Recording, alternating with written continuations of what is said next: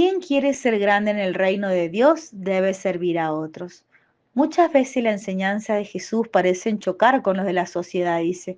Por lo general, el ser humano desea reconocimiento y grandeza, pero el que recibe a Jesús en su corazón debe vivir conforme a sus enseñanzas. Jesús enseñó claramente a sus discípulos que cualquiera que desee ser el primero, grande o importante debe ser el último de todos y el servidor de todos. Con Jesús el liderazgo está basado en la humildad y el servicio. Él fue el primero en dar el ejemplo.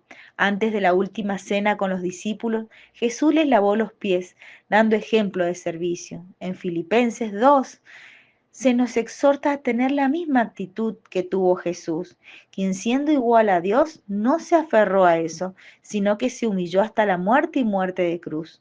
En vez de buscar crecer y ser reconocidos, Jesús nos mostró que somos realmente grandes cuando servimos a Dios y a los demás de todo corazón. Día 29. La lectura de hoy está tomada del libro de la imitación de Cristo, libro primero, capítulo primero. De la imitación de Cristo y desprecio de todas las vanidades del mundo. Quien me sigue no anda en tinieblas, dice el Señor. Estas palabras son de Cristo, con las cuales nos amonesta a que imitemos su vida, su costumbre, si queremos verdaderamente ser alumbrados y libres de toda ceguedad del corazón.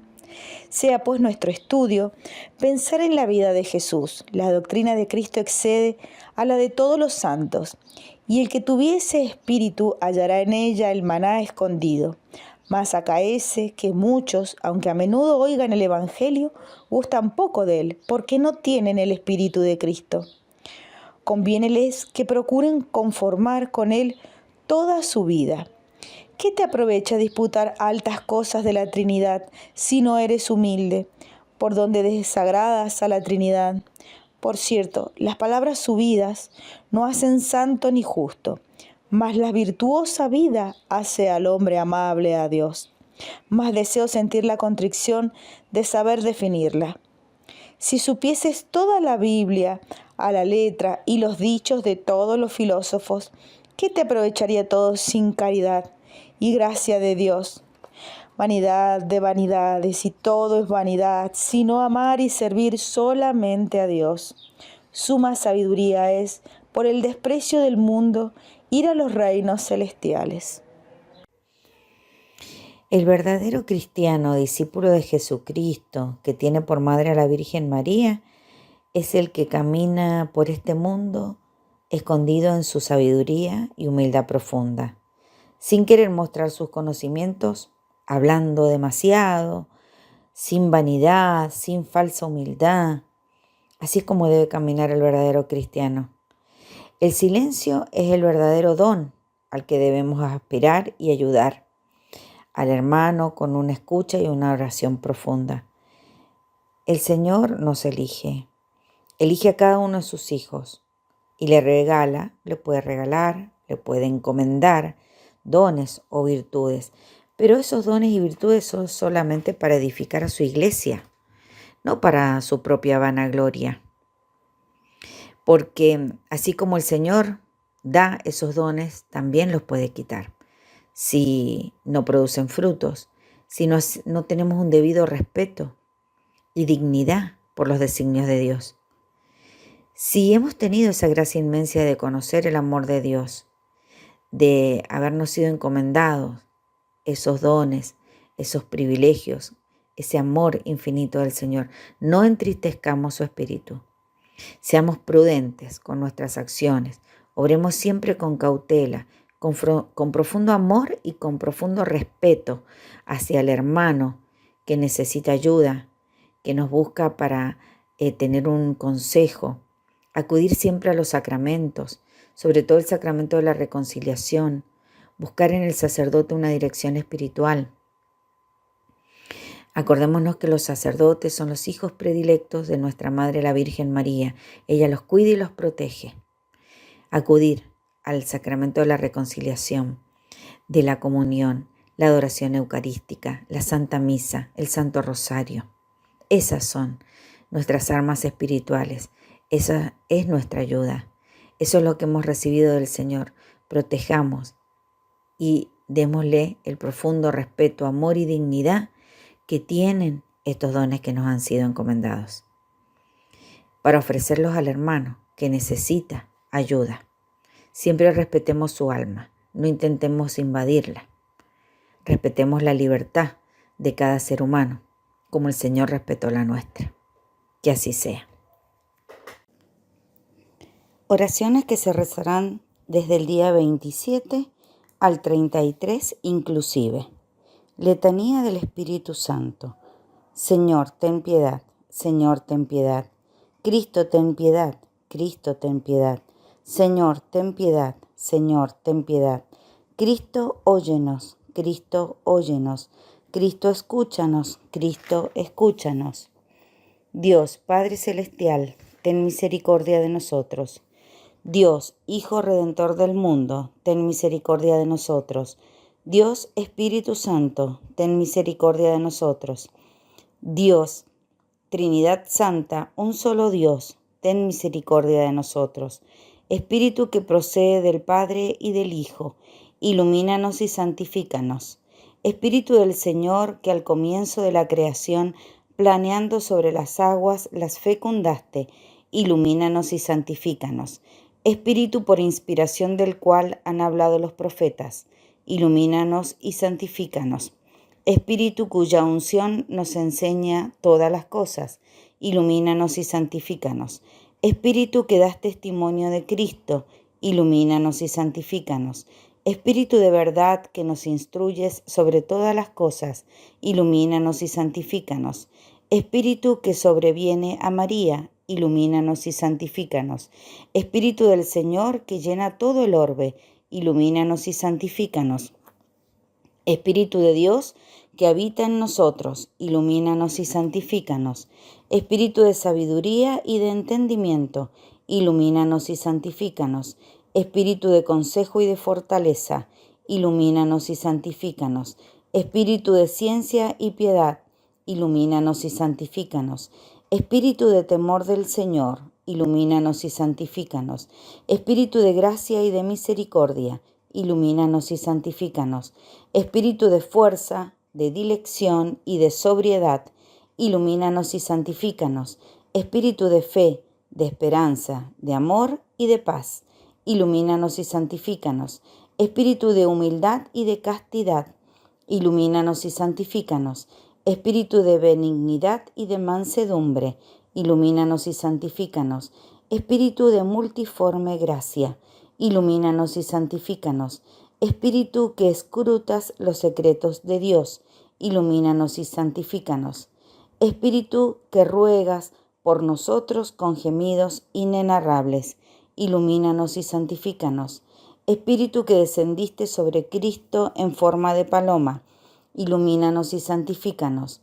Espíritu en el cual renacemos, ilumínanos y santifícanos. Espíritu por el cual se difunde la caridad en nuestros corazones, ilumínanos y santifícanos. Espíritu de adopción de los hijos de Dios, ilumínanos y santifícanos. Espíritu que en lenguas de fuego sobre los apóstoles apareciste, ilumínanos y santifícanos.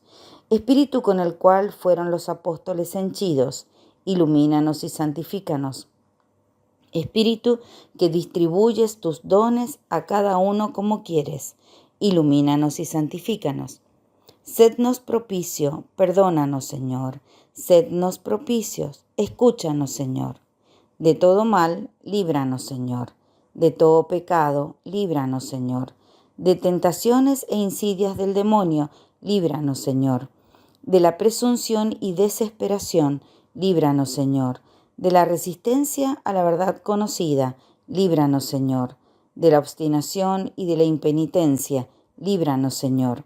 De la impureza de la mente y del cuerpo, líbranos, Señor. Del espíritu de fornicación, líbranos, Señor. De todo espíritu del mal, líbranos, Señor. Por tu eterna procesión del Padre y del Hijo, por tu descenso sobre Cristo en el Jordán, por tu advenimiento sobre los discípulos, te rogamos, óyenos.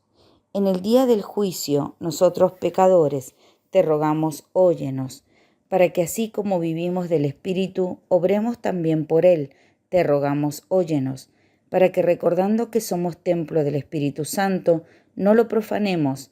Te rogamos, óyenos, para que viviendo según el Espíritu, no cumplamos los deseos de la carne. Te rogamos, óyenos, a fin de que por el Espíritu mortifiquemos las obras de la carne. Te rogamos, óyenos, para que no te contrictemos a ti, Espíritu Santo de Dios. Te rogamos, óyenos, para que seamos solícitos en guardar la unidad del Espíritu en el vínculo de la paz. Te rogamos, óyenos, para que no creamos a todo espíritu. Te rogamos, óyenos, para que probemos a los espíritus si son de Dios. Te rogamos, óyenos, para que te dignes renovar en nosotros el espíritu de rectitud. Te rogamos, óyenos, para que nos confirmes por tu Espíritu soberano. Te rogamos, óyenos. Cordero de Dios, que quitas el pecado del mundo, perdónanos, Señor. Cordero de Dios, que quitas el pecado del mundo, escúchanos, Señor. Cordero de Dios, que quitas el pecado del mundo, ten piedad de nosotros. Asístanos, te pedimos, Señor, la virtud del Espíritu Santo, que purifique clemente nuestros corazones y nos preserve de todo mal. Te lo pedimos por el mismo Jesucristo, nuestro Señor. Amén. Ave Maris Stella. Salve, estrella del mar, Madre, que diste a luz a Dios, quedando perpetuamente virgen, feliz puerta del cielo. Pues recibiste aquel ave de labios de Gabriel, ciméntanos en la paz, trocando el nombre de Eva.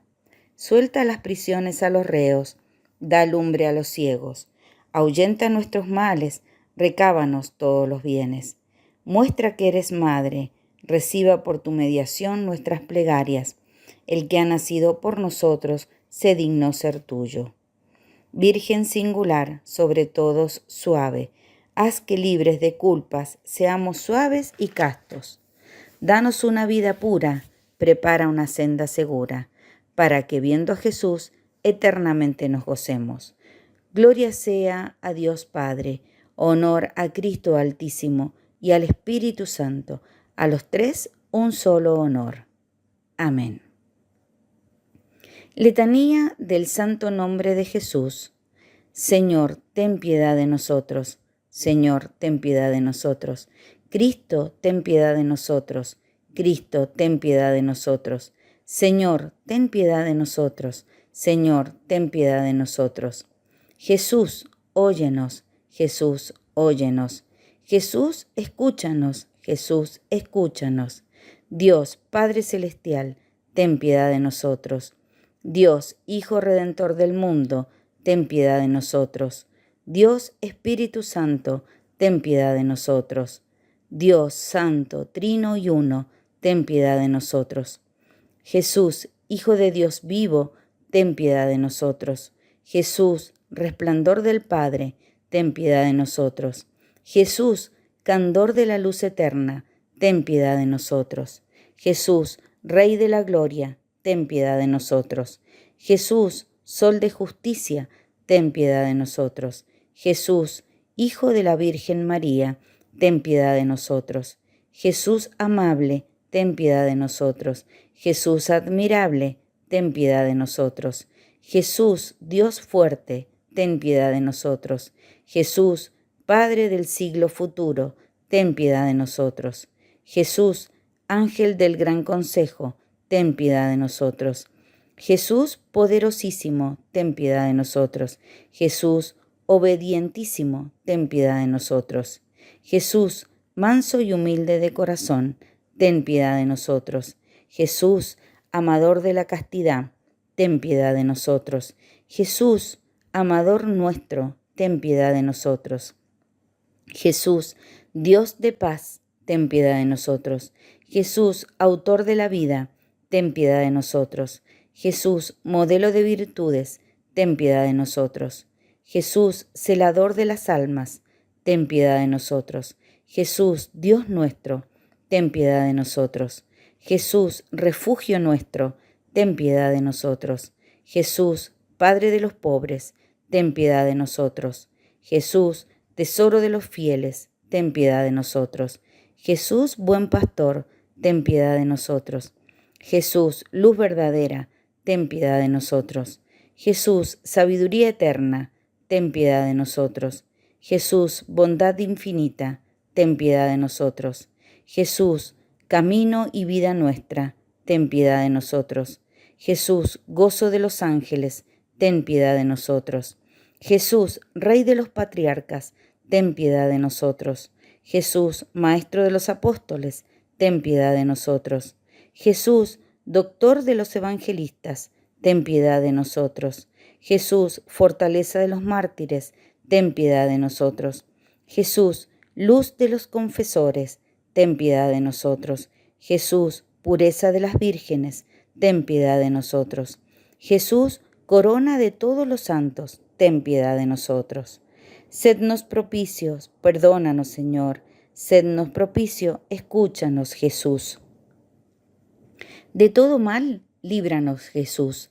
De todo pecado, líbranos, Jesús. De tu ira, líbranos, Jesús.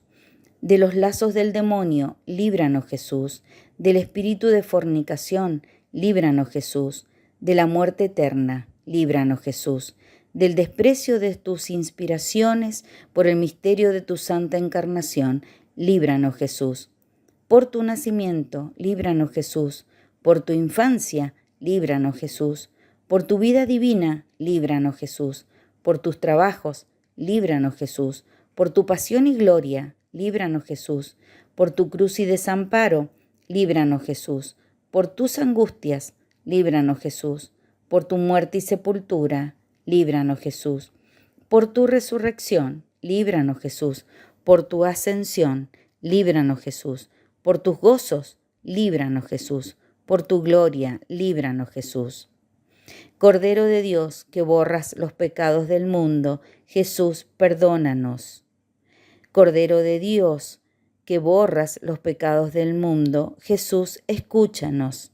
Cordero de Dios, que borras los pecados del mundo, Jesús, ten piedad de nosotros. Jesús, óyenos, Jesús, óyenos. Jesús, escúchanos, Jesús, escúchanos. Bendito sea el nombre del Señor, ahora y siempre, por los siglos de los siglos. Amén. Señor Jesucristo, que dijiste, pedid y recibiréis, buscad y hallaréis, llamad y se os abrirá. Te suplicamos derrame sobre nosotros la ternura de tu divino amor, a fin de que amándote de todo corazón, con palabra y con obras, nunca cesemos de alabarte. Haz, Señor, que temamos y amemos también perpetuamente tu santo nombre, porque jamás abandona tu providencia a los que proteges con la fortaleza de tu amor, que vives y reinas por los siglos de los siglos. Amén. Oración de Montfort a Jesucristo. Dejadme, amabilísimo Jesús mío, que me dirija a vos, para testiguaras mi reconocimiento por la merced que me habéis hecho con la devoción de la esclavitud, dándome a vuestra Santísima Madre, para que sea ella mi abogada delante de vuestra majestad, y en mi grandísima miseria mi universal suplemento. Ay, Señor, tan miserable soy, que sin esta buena madre infaliblemente me hubiera perdido. Sí, que a mí me hace falta María, delante de vos y en todas partes.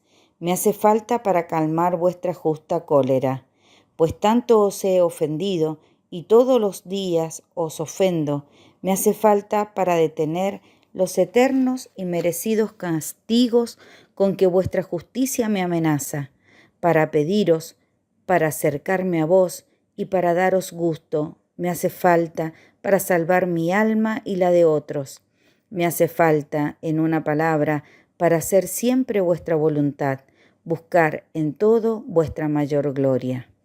Ah, si pudiera yo publicar por todo el universo esta misericordia que habéis tenido conmigo, si pudiera hacer que conociera todo el mundo que si no fuera por María, estaría yo condenado. Si yo pudiera dignamente daros las gracias por tan grande beneficio. María está en mí. Oh, qué tesoro, Oh, qué consuelo, y de ahora en adelante, ¿no seré todo para ella? Oh, qué ingratitud, antes la muerte, Salvador mío, queridísimo, que permitáis tal desgracia, que mejor quiero morir que vivir sin ser todo de María. 1000 y 1000 veces, como San Juan Evangelista, al pie de la cruz la he tomado en vez de todas mis cosas. ¿Cuántas veces me he entregado a ella? Pero si todavía no he hecho esta entrega a vuestro gusto, la hago ahora, mi Jesús querido, como vos queréis la haga. Y si en mi alma o en mi cuerpo veis alguna cosa que no pertenezca a esta princesa augusta, arrancadla. Os ruego, arrojadla lejos de mí, que no siendo de María, indigna es de vos. Oh Espíritu Santo, concededme todas las gracias, plantad, regad y cultivad en mi alma el árbol de la vida verdadero, que es la amabilísima María, para que crezca y florezca y dé con abundancia el fruto de vida. Oh Espíritu Santo, dadme mucha devoción y mucha afición a María, que me apoye mucho en su seno maternal y recurra de continuo a su misericordia, para que en ella forméis dentro de mí a Jesucristo, al natural, crecido y vigoroso, hasta la plenitud de su edad perfecta. Amén. Oh Jesús que vives en María, ven, oh Jesús que vives en María, ven a vivir y a reinar en nosotros, que tu vida se exprese en nuestra vida para vivir tan solo para ti. Forja en nuestra alma, oh Cristo, tus virtudes, tu espíritu divino y santidad, tus máximas perfectas y tus normas y el ardor de tu eterna caridad. Danos parte, Señor, en tus misterios, para que te podamos imitar. Tú que eres luz de luz, danos tus luces y en pos de ti podremos caminar. Reina, Cristo, en nosotros por tu Madre, sobre el demonio y la naturaleza, en virtud de tu nombre soberano, para la gloria del Padre Celestial. Amén. Día 29. Propósito. Visitar al Santísimo, pidiendo a Dios fe en su fuerza, en su amor y el de la Iglesia.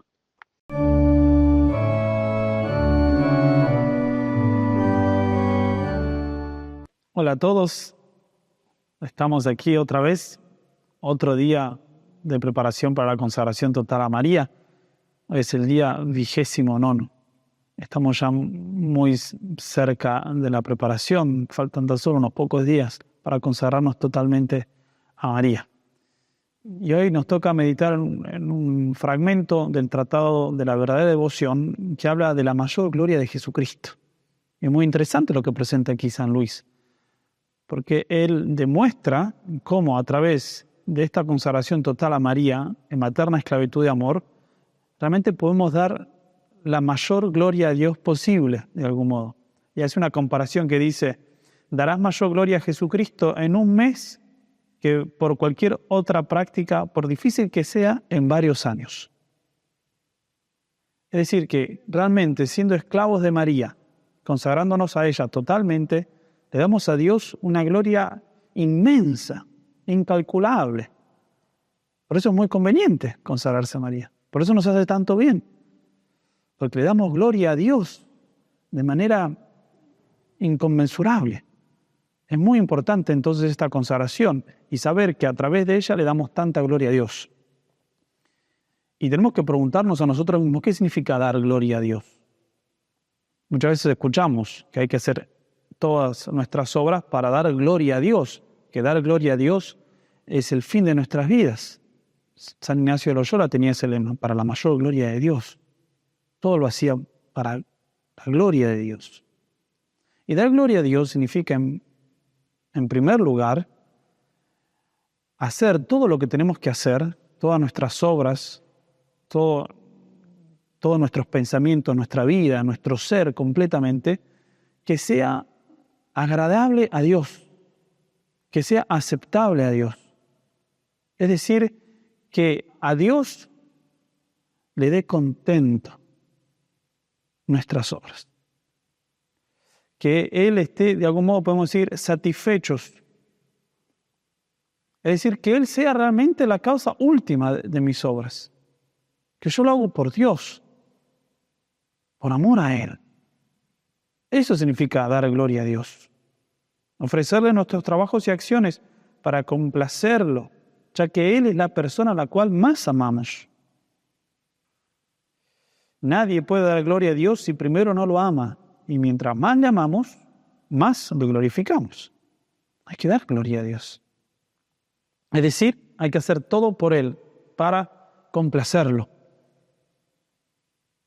Ahora bien, para amar verdaderamente a Dios y para agradarle con nuestras obras y pensamientos necesitamos ciertamente de María Santísima.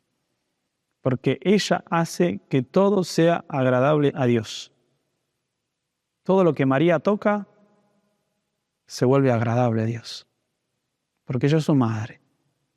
Ella sabe perfectamente qué es lo que le agrada a Dios, qué es lo que le da gloria, honra. Ella sabe mejor que nadie cómo contentarlo. Y cuando decimos contentar a Dios, no queremos significar que hace falta aplacarlo, como si fuese un Dios tirano. Queremos decir que hay que cumplir con su voluntad y hacer las obras que Él nos pide y del modo que Él nos pide. Para llevar a cabo esto, necesitamos sin lugar a dudas de María Santísima. Y esto es lo que nos explica San Luis en este fragmento que nos toca meditar hoy. Y da 3 razones o modos de glorificar a Dios de la mejor manera posible, gracias a la Virgen María. El primer modo es perdernos en María, dice San Luis.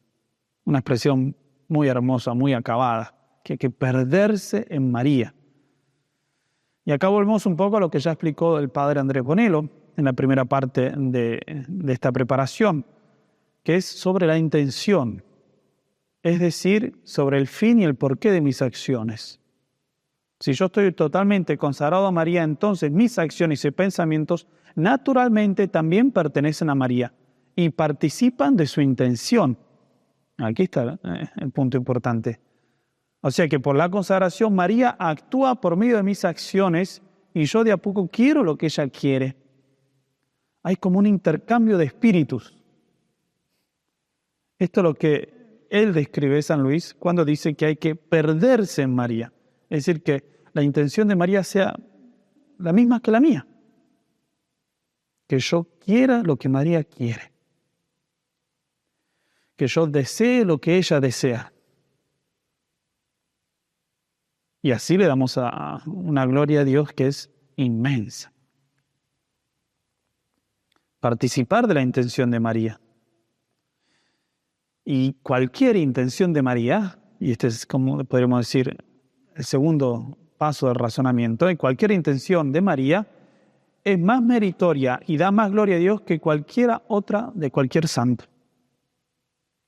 Cualquier otra intención de cualquier otro santo, por más grande que sea, no le da tanta gloria a Dios como cualquier intención, aunque sea la más pequeña, de María Santísima. Entonces, si yo me auno a esa intención de María con mi propia intención, entonces yo le doy una gloria a Dios que podemos decir que es casi infinita, porque es la gloria que María le da a Dios, la que es toda santa.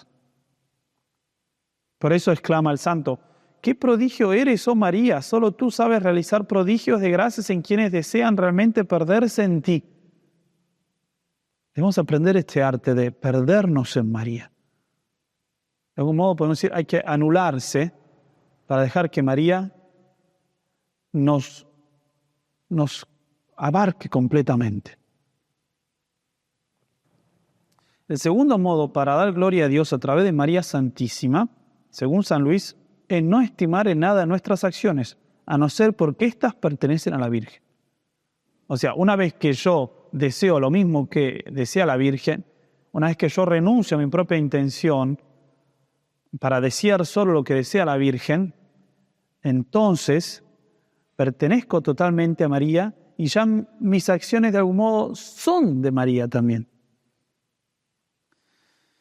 O sea que no debemos pensar que nuestras obras son de agrado a Dios, sino es por el hecho de que nuestra Madre les da nuevas disposiciones y características. Nuestras obras, ya sea cumplir con nuestro deber de Estado, hacer la caridad a alguien, cumplir los mandamientos, rezar, hacer actos de devoción, dan gloria a Dios por sí mismos. Pero le dan mucha más gloria cuando estos actos nuestros también pertenecen a la Virgen María, por habernos consagrado a ella. De tal modo que ella toma nuestras acciones y las dispone de tal manera que le da gloria a Dios, que la gloria dada a Dios es de un valor mucho más superior.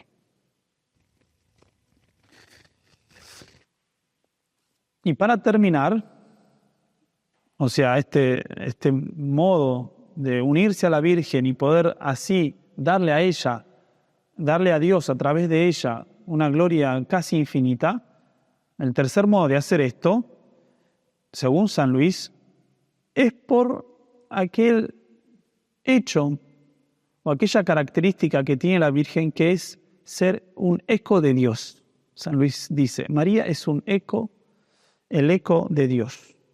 Es decir, que toda honra que se le da a ella, toda alabanza, todo honor, toda bendición, ella de algún modo hace que vaya completamente a Dios. Ella de algún modo es la que hace de eco, porque no se queda con nada para sí. Todo se lo da a Dios. Y dice San Luis, siempre que piensas en María, ella piensa por ti en Dios. Siempre que alabas y honras a María, ella alaba y honra a Dios. Ella es el eco de Dios. O sea que ella toma mi acción y la redirige a Dios, elevándola y sublimándola.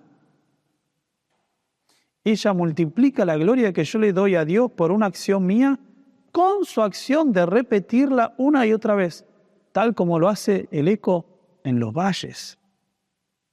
El eco repite una y otra vez lo que yo dije una sola vez. Y alguno puedo decir que el eco como que nunca termina, porque el eco se pierde entre los valles.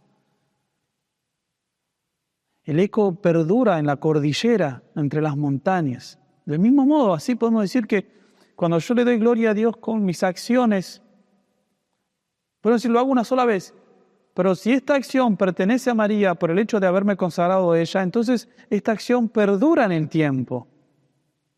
Y como que siempre le está dando a Dios gloria, una y otra vez, como un eco. Por eso es muy importante recordar que si yo quiero realmente darle a Dios una gloria casi infinita, la mayor gloria que se le puede dar, debo ser esclavo de María, totalmente de ella. Porque mis acciones se unen a las acciones de María a través de la intención, y María se vuelve el eco de mis pobres acciones. Y ella las eleva, las sublima, hace que sean realmente dignas de Dios.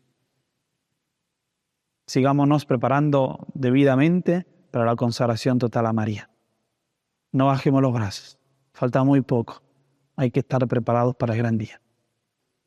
Ave María Purísima, sin pecado concebida, en nombre del Padre, del Hijo y del Espíritu Santo.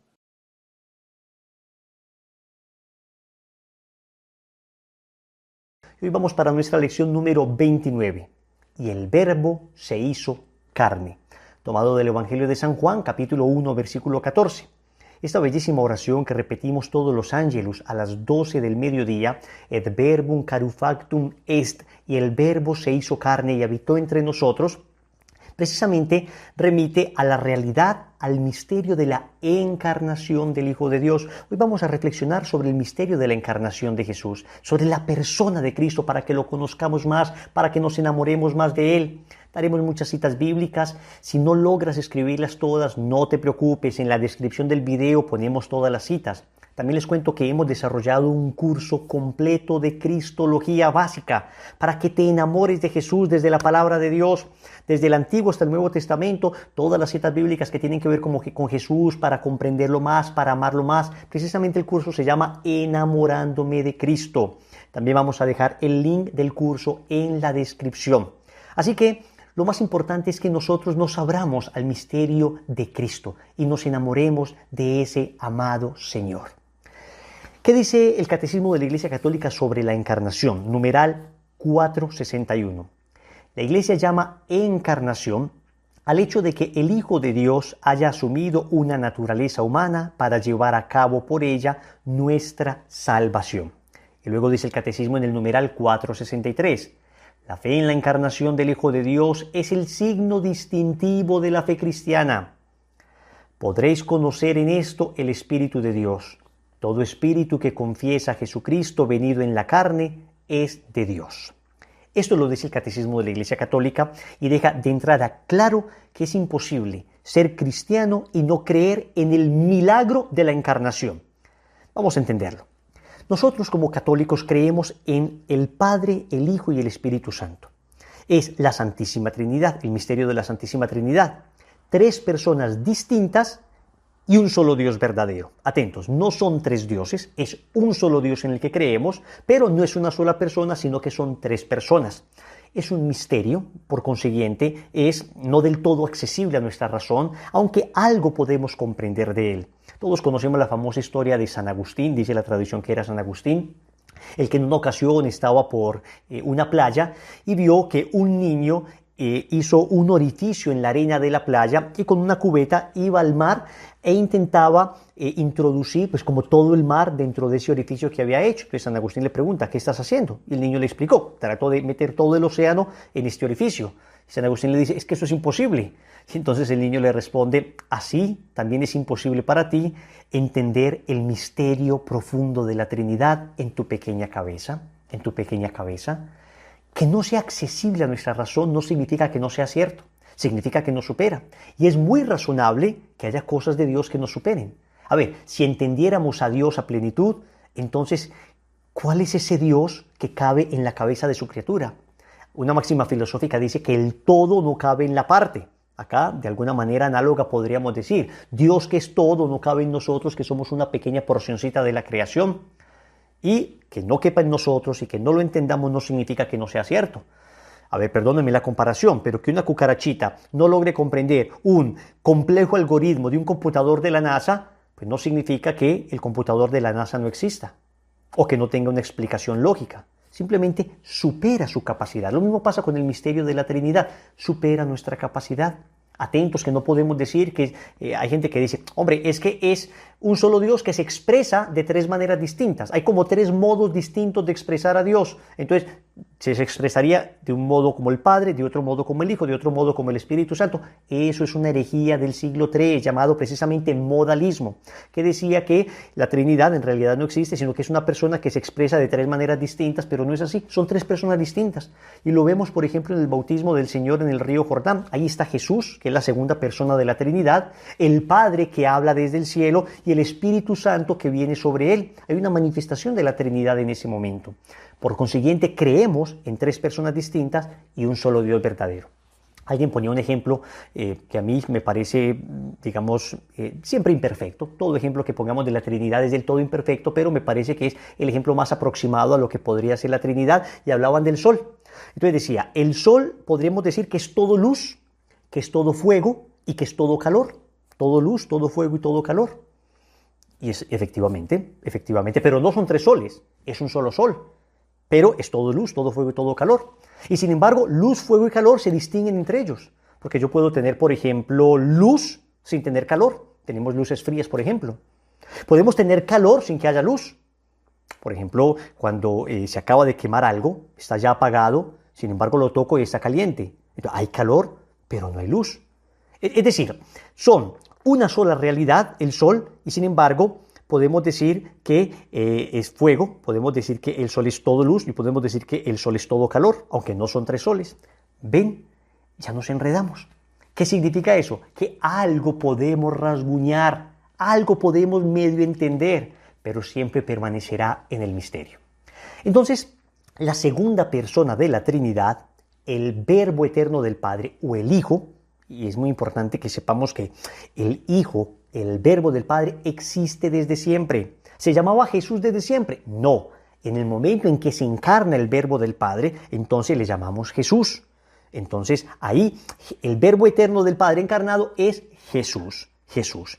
¿Y cómo sabemos que el Verbo existe desde siempre? Porque el Verbo es el Hijo desde siempre.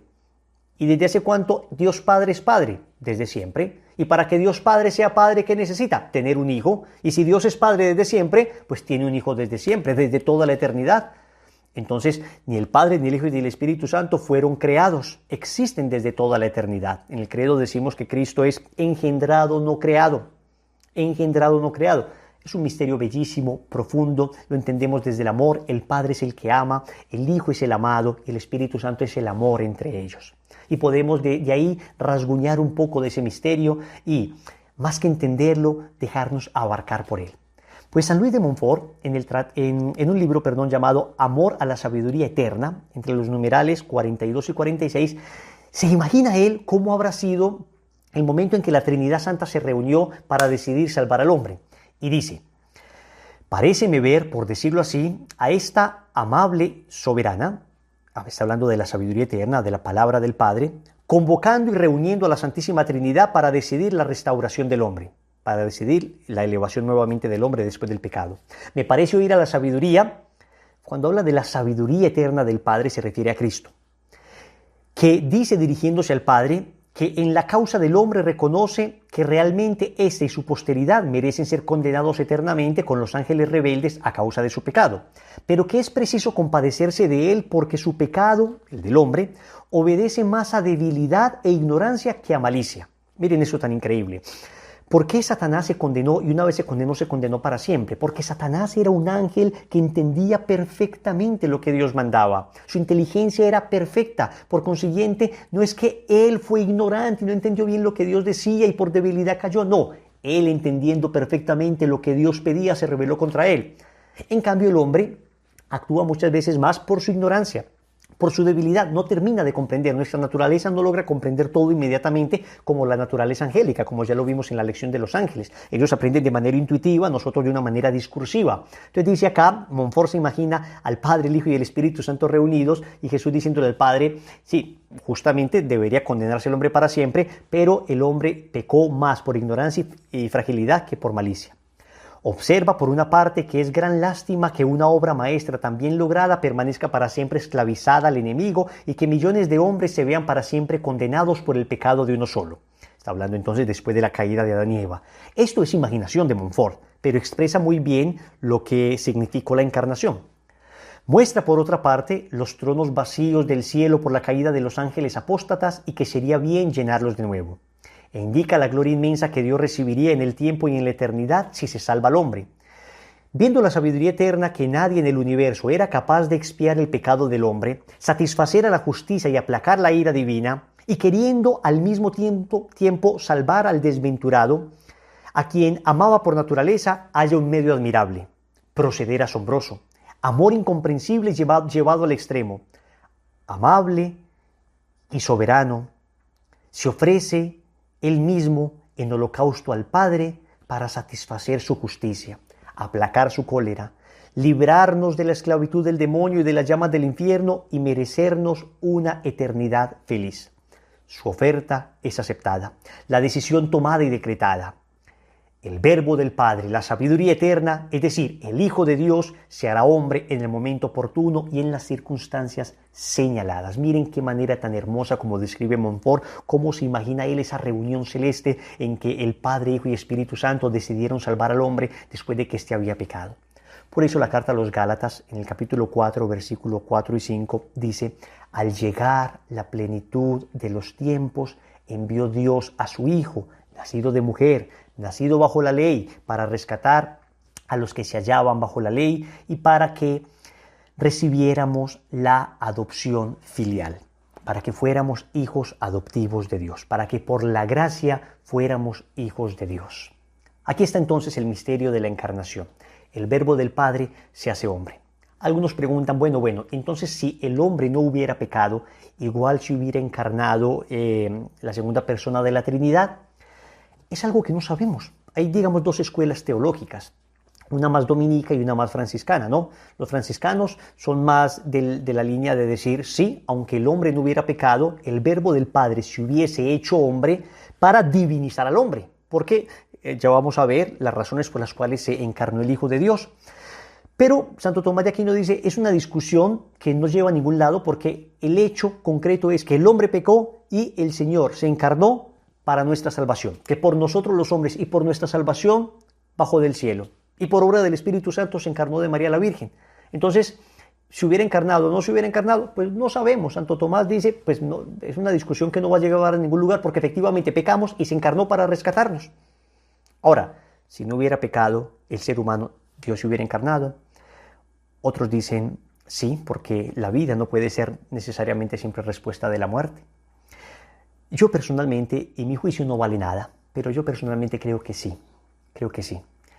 Y aunque siempre he sido muy de la línea de los dominicos y de Santo Tomás, en esa me inclino más un poco a la línea franciscana, y digo que sí porque yo creo que Dios no se hubiera resistido el hecho de crear a la Virgen María. Y si es que no hubiera habido encarnación del Verbo, entonces no hubiese habido creación de la Virgen María. Seguramente pues no tendríamos ese tesoro. Pero bueno, son simplemente disquisiciones teológicas, pero qué lindo poder reflexionar en eso. Qué lindo saber que el hecho es que pecamos, Adán y Eva pecaron y la segunda persona de la Trinidad se encarnó para salvarnos. Entonces, ¿para qué se encarnó el Hijo de Dios? Dice el Catecismo de la Iglesia Católica entre los numerales 457 y 460 las 4 razones por las cuales el Verbo eterno del Padre se hizo hombre, por las cuales Jesús se hizo hombre. Vamos a ver. Primera, para salvarnos y reconciliarnos con Dios. Y lo dice específicamente Primera de Juan 4:10, que Cristo se encarna como propiciación por nuestros pecados. Juan capítulo 3 versículo 16 dice, tanto amó Dios al mundo que entregó a su Hijo único para que todo el que crea en Él no perezca, sino que tenga vida eterna. Entonces, primero, para salvarte. Óyeme, Cristo, el Verbo eterno del Padre, tomó carne humana para salvarte a ti, para salvarme a mí. El cielo nos estaba cerrado, y esto lo vamos a ver en la lección que sigue, donde hablaremos de lo que significó la muerte de Jesús en la cruz. Pero les anticipo, el cielo nos estaba cerrado. Por el pecado de nuestros primeros padres no teníamos acceso al cielo. Y Cristo se hace hombre para que tú y yo podamos ir al cielo, para que tú y yo nos salvemos. Segundo, para que nosotros conociéramos también el amor de Dios. Y volvamos a esa cita bíblica, Juan capítulo 3 versículo 16. Creo que te la tienes que aprender de memoria. Es el corazón del Evangelio de San Juan. Tanto amó Dios al mundo que entregó a su Hijo único. Ya lo hemos dicho muchas veces. El amor que Dios nos tuvo fue tal que nos entregó a su Hijo. Entonces, nos rescata del pecado, nos muestra su amor. Tercero, para ser nuestro modelo de santidad. A ver, ¿cómo le muestro al hombre cómo lograr ser santo? Pues entonces Cristo se encarna y nos muestra a Él cómo lograr ser santo. Por eso, Mateo 11:29, el Señor dice, aprendan de mí.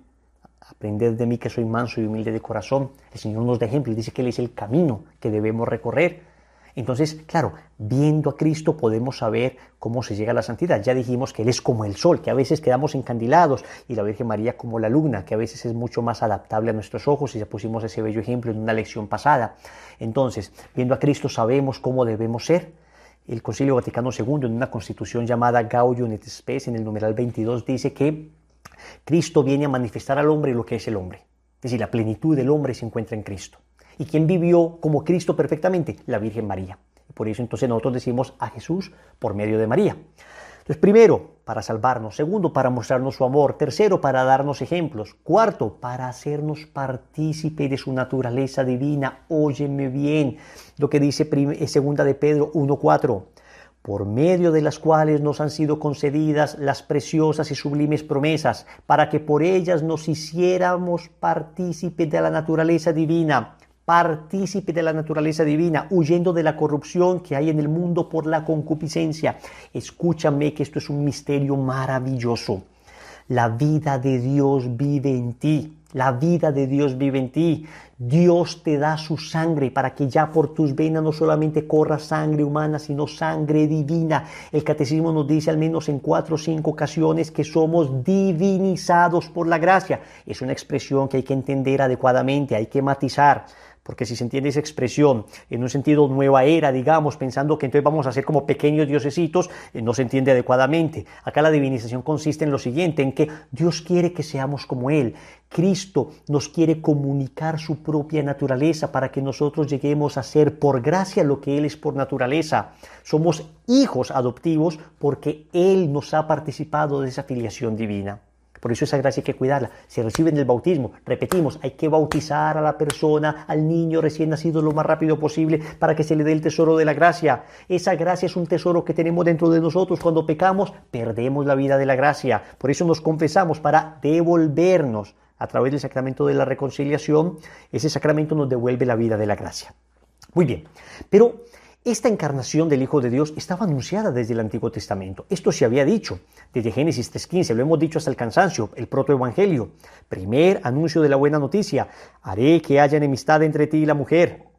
Es la maldición que Dios lanza a la serpiente. Entre tu linaje y el suyo, la mujer te aplastará la cabeza, o el linaje de la mujer te aplastará la cabeza mientras tú tratarás de herir su talón. Pero también el Señor le había prometido a Abraham en Génesis 12:3 que su descendencia sería incontable. Bendeciré a quienes te bendigan y maldeciré a quienes te maldigan. Por ti serán bendecidos todos los linajes de la tierra. Y claro, Jesús viene de la descendencia de Abraham.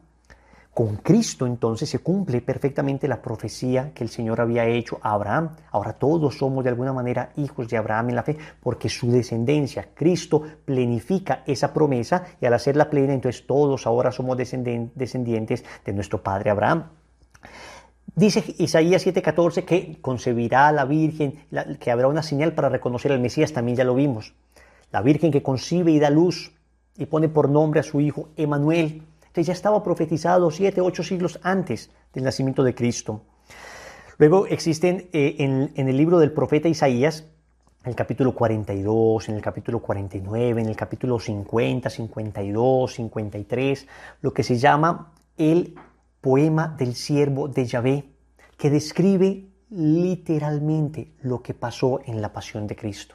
Ya estaba profetizado. Miren, por ejemplo, lo que dice el Salmo 22. El Salmo 22 comienza diciendo: Dios mío, ¿por qué me has abandonado? Fue exactamente lo que dijo Jesús en la cruz. ¿Ven?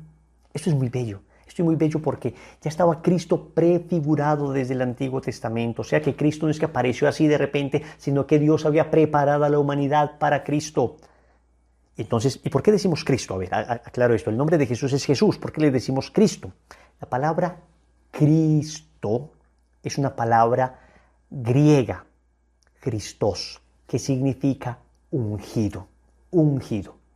O Mesías en hebreo, Mesías en hebreo. Mesías, ungido, Cristo es exactamente lo mismo. Jesús, Cristo, se une el nombre. Jesús es el ungido, el Mesías que habían de esperar. Cuando hablamos de Cristo como ungido, en el Antiguo Testamento se ungían fundamentalmente, digamos, 3 oficios. Se ungía a los reyes, y vemos en 1 Samuel 4:16, cuando ahí está la unción del rey David, y vemos también la unción de Saúl.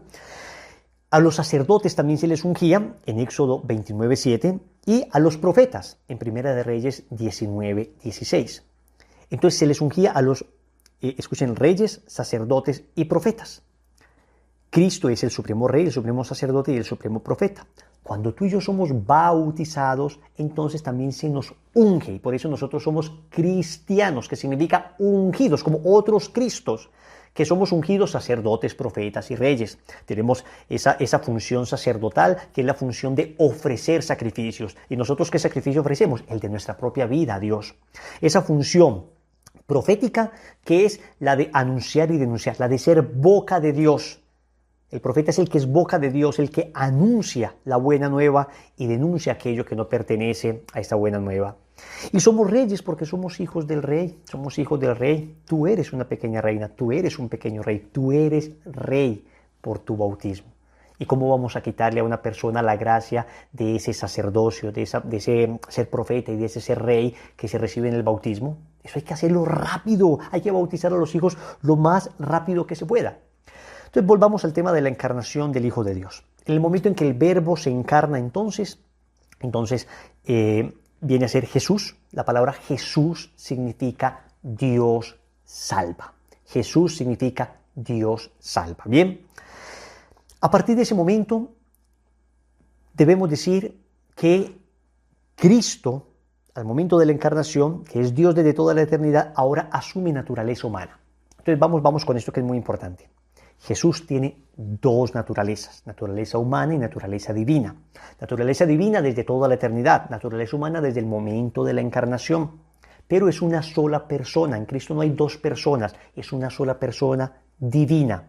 Esto es un poquito teología, los que quieran profundizar más en el curso lo explicamos profusamente, pero quiero que quede claro esto, Cristo es una persona divina, no es una persona humana, es una persona divina, por eso María es madre de una persona divina, madre de Dios. Cristo no es persona humana, sino persona divina. Lo dice específicamente el Catecismo de la Iglesia Católica entre los numerales 464 y 469. Que no digan, eso está diciendo una cosa que no está en la Iglesia, en el Catecismo, ahí está. Pero tiene dos naturalezas, naturaleza humana y naturaleza divina. Por tener dos naturalezas, también tiene dos voluntades. También lo dice específicamente el Catecismo. En el numeral 475 dice que la voluntad humana de Cristo sigue a su voluntad divina sin hacerle resistencia ni oposición, sino todo lo contrario, estando subordinada a esta voluntad omnipotente. Por eso Cristo, ahí en el huerto de Getsemaní, dice, Padre, si es posible aparta de mí este cáliz, pero que no se haga mi voluntad sino la tuya. Ahí está diciendo en cuanto a su voluntad humana, sino la tuya en cuanto a su voluntad divina. Era perfectamente unida una y otra. Esto es importante.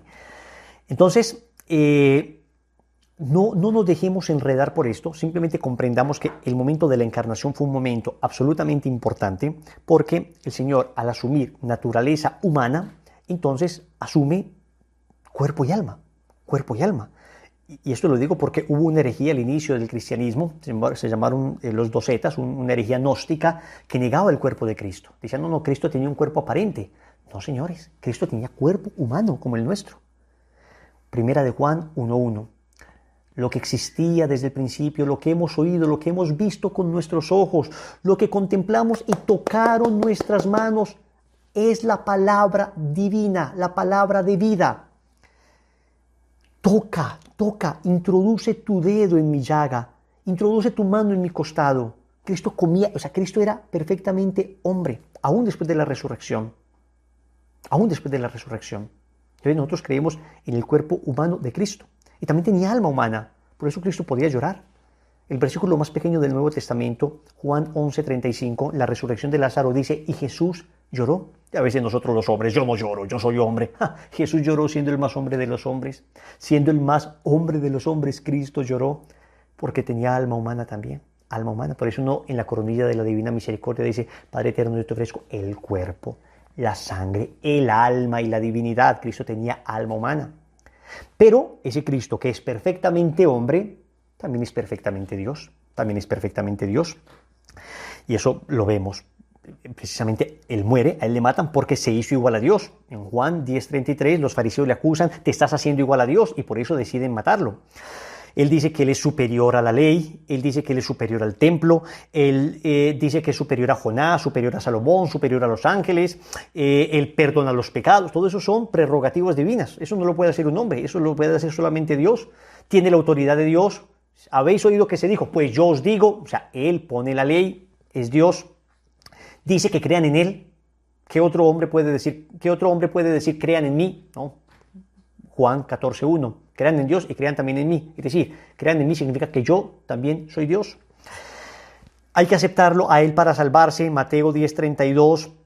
En fin, estamos hablando de, con claridad, Cristo habla como si fuera Dios. Como si fuera Dios. Pero es que la Biblia específicamente habla de Cristo como Dios también. Juan 1:1 dice, en el principio Él era la palabra y la palabra estaba con Dios y la palabra era Dios. El verbo es Dios. Romanos 9:5 dice San Pablo que Cristo es Dios bendito por los siglos. Filipenses 2 del 5 al 8 dice San Pablo que Él es igual a Dios. Tito capítulo 2 versículo 13 y 14 habla del gran Dios y Señor nuestro Jesucristo. Colosenses 1:13 dice que Cristo es la imagen visible del Dios invisible. Y esto lo aclaro muy bien porque nosotros creemos en la divinidad de Cristo.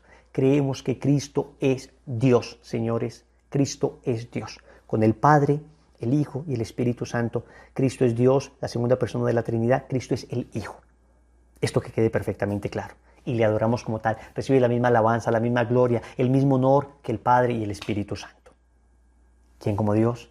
Nadie como Dios. ¿Quién como la Trinidad? Nadie como la Trinidad.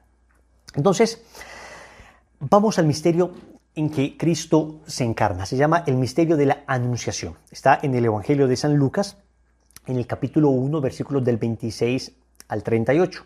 El ángel Gabriel fue enviado por Dios a una ciudad de Galilea llamada Nazaret, a una virgen desposada con un hombre llamado José de la casa de David. La virgen se llamaba María.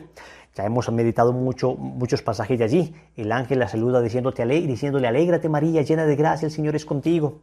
Ella no entendió ese saludo. ¿Qué significa esto?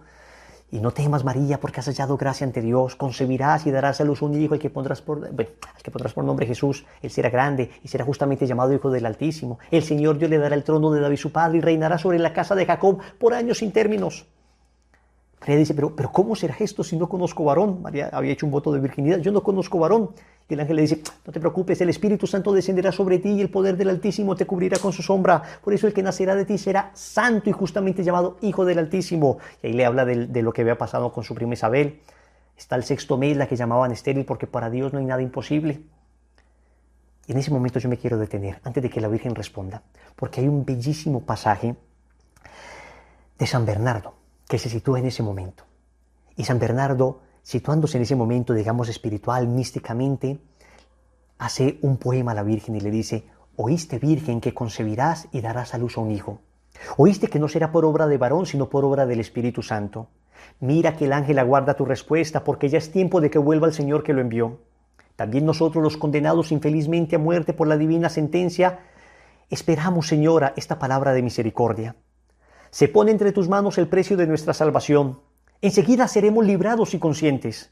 Por la palabra eterna de Dios fuimos todos creados y a pesar de eso morimos. Mas por tu breve respuesta seremos ahora restablecidos para ser llamados de nuevo a la vida. Esto te suplica, oh piadosa Virgen, el triste Adán desterrado del paraíso con toda su miserable posteridad. Esto te lo suplica Abraham, esto David, con todos los santos antecesores tuyos, que están retenidos en la región de la sombra de la muerte. Eso mismo te pide el mundo todo postrado a tus pies. Hasta la encarnación y muerte de Cristo y su resurrección, todos estaban en un lugar que se llamaba el seno de Abraham o el Sheol. Nadie había subido al cielo. Cristo dice, nadie ha ido al Padre sino el que viene del Padre. Entonces todos estaban esperando que la Virgen diera su respuesta. Eso es lo que se imagina San Bernardo. Y no sin motivo aguarda con ansia tu respuesta, porque de tu palabra depende el consuelo de los miserables, la redención de los cautivos, la libertad de los condenados, la salvación finalmente de todos los hijos de Adán, de todo tu linaje. Da pronto tu respuesta. Responde presto al ángel, o por mejor decir, al Señor por medio del ángel. Responde una palabra y recibe al que es la palabra. Miren qué belleza. Responde fiat, sí, hágase, y recibe al verbo que es la palabra del Padre.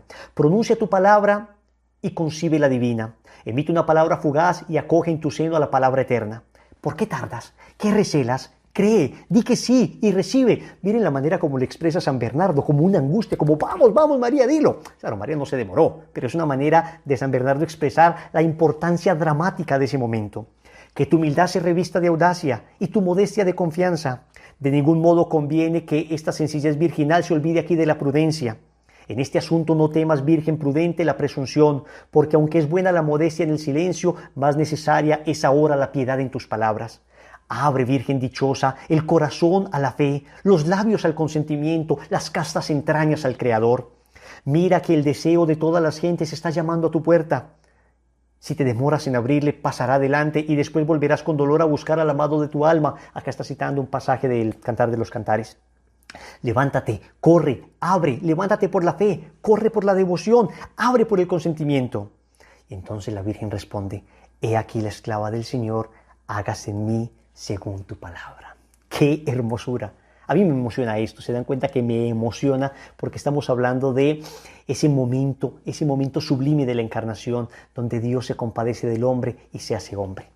San Juan Pablo II dice precisamente que la doctrina de la consagración tiene como base este misterio de la encarnación del Hijo de Dios.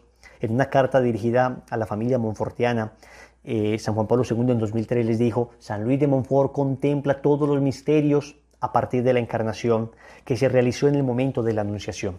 Por eso para nosotros es importantísimo el momento de la encarnación. Te lo digo, la fiesta del consagrado, ¿sabes qué día es? 25 de marzo. ¿Y por qué 25 de marzo? Porque el 25 de marzo nosotros celebramos el día de la encarnación. ¿Qué fue la encarnación? El momento en que el Verbo del Padre se introdujo en el vientre de María. El momento de la concepción de Jesús. Si tú del 25 de marzo sumas 9 meses, ¿qué te da? 25 de diciembre. Nosotros celebramos el 25 de marzo, el momento de la concepción de Jesús, y el 25 de diciembre, el momento del nacimiento de Jesús. La liturgia guarda esos 9 meses precisamente para significar que en esos 9 meses fue que se concibió el Señor y fue dado a luz. ¿Quién como Dios? Nadie como Dios. La concepción fue del todo milagrosa. Atentos, no hubo concurso de varón. San José no tuvo nada que ver con la concepción de Jesús. Fue un milagro del cielo, pero San José se encargó de cuidar a la Santísima Virgen María. Dice el Tratado de la Verdadera Devoción en el numeral 139. Se anonada la razón humana si reflexiona seriamente en la conducta de la sabiduría encarnada. ¿Quién es la sabiduría encarnada? Cristo.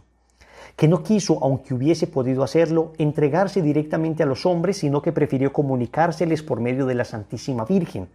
Ni quiso venir al mundo en edad de varón perfecto, independientemente de los demás, sino como un niño pequeño y débil, necesitado de los cuidados y asistencia de su madre. O sea, lo que está diciendo Montfort es: venga, Cristo hubiera podido simplemente aparecer de 33 años y decir: ok, vengo a cumplir el misterio de mi Padre, muere en la cruz y nos redime. Pero quiso venir a nacer de las entrañas purísimas de esa mujer. Esta sabiduría infinita, inmensamente deseosa de glorificar a Dios, su Padre, y salvar a los hombres, no encontró medio más perfecto y corto para realizar sus anhelos que someterse en todo a la Santísima Virgen María, como un hijo. Obviamente Él es Dios y bajo Él está todo sometido, pero acá estamos hablando del sometimiento natural de un hijo a su madre. No solo durante los 8 o 15 primeros años de su vida, como los demás niños, sino durante 30 años. Era común que entonces los demás niños se fueran, pero Jesús estuvo 30 años con su madre. Y durante este tiempo de sumisión y dependencia glorificó más al Padre que si hubiera empleado estos años en hacer milagros, predicar por toda la tierra y convertir a todos los hombres. Oh, cuán altamente glorifica a Dios, quien, ejemplo de Cristo, se entrega hacia María. Es decir, claro, Cristo como Dios, cada obra que hiciera es una obra divina. Para Cristo, derramar una gota de sangre, por ejemplo, en la circuncisión, le hubiera bastado para redimir 1000 mundos, porque Él es Dios y todas sus obras son infinitas. Y sin embargo, Él quiso darnos ejemplo y estar tantos años sometido a su madre, unido a ella, para ver que nosotros, en nuestra fe cristiana, debemos también estar unidos a esa madre. Teniendo pues ante los ojos tan claro y universal ejemplo, seríamos tan insensatos que esperemos hallar medio más eficaz y rápido para glorificar a Dios, que no sea el someternos amorosamente a María, que no sea entregarnos amorosamente a María, a imitación de su divino Hijo. ¿Quién como Dios? Nadie como Dios. Por eso es tan bello lo que dice Montfort entre los numerales 243 y 248 del tratado acerca del misterio precisamente de la Anunciación y de por qué celebrar nosotros el 25 de marzo. Los que abracen esta devoción profesarán singular devoción al gran misterio de la encarnación del Verbo el 25 de marzo. Este es, en efecto, el misterio propio de esta devoción, puesto que ha sido inspirado por el Espíritu Santo. Primero, para honrar e imitar la dependencia inefable que Dios Hijo quiso tener respecto a María para gloria del Padre y para nuestra salvación. Dependencia que se manifiesta de modo especial en este misterio en que Jesucristo se hace prisionero y esclavo en el seno de la excelsa María, en donde depende de ella en todo y para todo. Cristo se quiso introducir en el seno de su madre y allí depender completamente de ella, digamos biológicamente, de que María se alimentara de sus cuidados.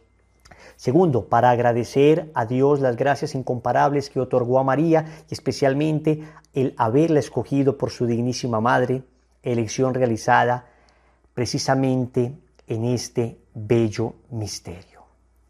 ¿Quién como Dios? Nadie como Dios. Entonces, mis queridos hermanos, celebramos nosotros el misterio de la encarnación del Hijo de Dios. Entre las primeras herejías que nacieron, ¿no?, en el seno de la Iglesia, estaban las de tipo gnóstico. Y el gnosticismo tenía una tendencia a minusvalorar la materialidad del mundo y era más bien de corte, digamos, platónico, ¿no? De manera que entonces las herejías de tipo gnóstico hablaban de que la resurrección había que entenderla no en este cuerpo nuestro, este cuerpo que nosotros lo percibimos como material, sino que sería un cuerpo, se dice, cósmico. Ellos hablaban del cuerpo cósmico que resucitaría. Pero claro, la Iglesia les dice, no, el cuerpo cósmico no, tu cuerpo real, como el cuerpo de Cristo resucitó, ¿no? Ese cuerpo tuyo, no te evadas, no te escondas en un pensamiento de una especie de imagen difuminada del cuerpo, un cuerpo cósmico, no, tu cuerpo real será el que resucite. Y por eso se recurrió a un término en el que no cupiese manipulación, la resurrección de la carne. También decir que el término carne en la Sagrada Escritura tiene una acepción, como dice aquí, como hemos escuchado, que habla de la persona en su debilidad. Nuestra carnalidad es nuestra debilidad, ¿no? Por ejemplo, el texto de Isaías 46 dice: toda carne es hierba y todo su esplendor como flor del campo. Cuando dice toda carne es hierba, quiere decir que, bueno, pues que nuestra condición carnal, pues ya sabemos lo que es. Uno nace, crece, al poco tiempo ya comienza ya el periodo, el proceso de progresiva decrepitud y llega la muerte, ¿no? Nuestra condición carnal es pues como la hierba, dice, ¿no? Como la hierba que nace, crece y muere, es decir, es débil, es débil. Bueno, pues cuando se dice creo en la resurrección de la carne, quiere decir esa debilidad de tu vida, esa condición tuya de la que tú tienes conciencia de qué poca cosa somos, qué débiles que somos. Enseguida nos vemos con achaques, ¿no? Enseguida está llamada a la resurrección. Nuestra condición corporal está llamada a la resurrección. Dios es el creador también de esa carne. A veces sentimos nuestra condición corporal como un fardo pesado que más bien pues nos está lastrando en esta vida, y no es así. Esta condición corporal nuestra forma parte de la creación de Dios, y Dios no se arrepiente de nada de lo que ha creado. Por lo tanto, fijaros, ¿no? Es clave decir, o sea, decimos creo en la resurrección de la carne porque es la expresión correlativa a que el Verbo se hizo carne. El Verbo se hizo carne. No se hizo cuerpo cósmico, no, se hizo carne. Tomó una condición como la nuestra, ¿no? Que también se cansaba, que sudaba, que necesitaba alimentarse. Tomó esa condición, tomó la carne humana en toda su debilidad. Sudó sangre, lloró, se cansó, necesitaba dormir.